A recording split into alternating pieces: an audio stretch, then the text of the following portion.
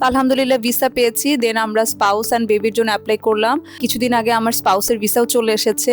Spouse related সবকিছুও বলবো যে মানে খুবই ভালোভাবে আমাদের গাইডলাইন দেওয়া হয়েছে, যার জন্য আমাদের ফুল প্রসেসটা আলহামদুলিল্লাহ ইজি ছিল। সানওয়ে অ্যাডমিশনে অশেষ কৃতজ্ঞতা জানাই। আল্লাহর রহমতে তাদের চেষ্টায় আমরা এই সাকসেসফুলি ভিসাটা পেয়েছি। আসসালামু আলাইকুম, আমি প্রমি। আমি এনজেটিসি থেকে মাস্টার অফ আর্লি চাইল্ডহুড এডুকেশনের উপর ভিসা পেলাম।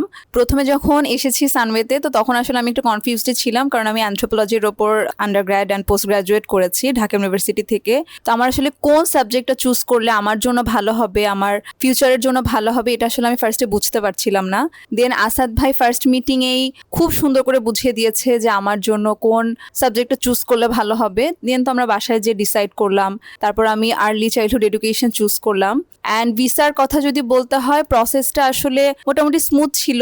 একটু বাধা ছিল, আমাদের কিছু প্রবলেম ছিল, আমার ওয়ার্ক এক্সপিরিয়েন্স রিলেটেড কিছু ইস্যু ছিল। অ্যান্ড আসাদ ভাইগুলো খুবই ভালোভাবে আমাদেরকে বুঝিয়ে দিয়েছে কিভাবে কি করলে ভালো হবে। তো আলহামদুলিল্লাহ ভিসা পেয়েছি। দেন আমরা স্পাউস অ্যান্ড বেবির জন্য অ্যাপ্লাই করলাম। কিছুদিন আগে আমার স্পাউসের ভিসাও চলে এসেছে। অ্যান্ড ওই স্পাউস রিলেটেড সবকিছুও বলবো যে মানে খুবই ভালোভাবে আমাদের গাইডলাইন দেওয়া হয়েছে, যার জন্য আমাদের ফুল প্রসেসটা আলহামদুলিল্লাহ ইজি ছিল।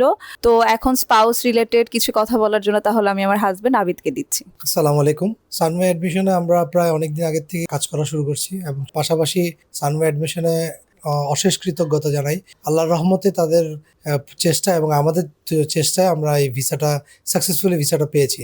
আমি মনে করি যে যারা এখন নিউজিল্যান্ডের জন্য চেষ্টা করবেন, তারা সানওয়ে অ্যাডমিশনে একবার এসে তাদের সাথে কথা বলে দিয়ে দেখতে পারেন। সবাই আমাদের জন্য দোয়া করবেন। Thank you very much.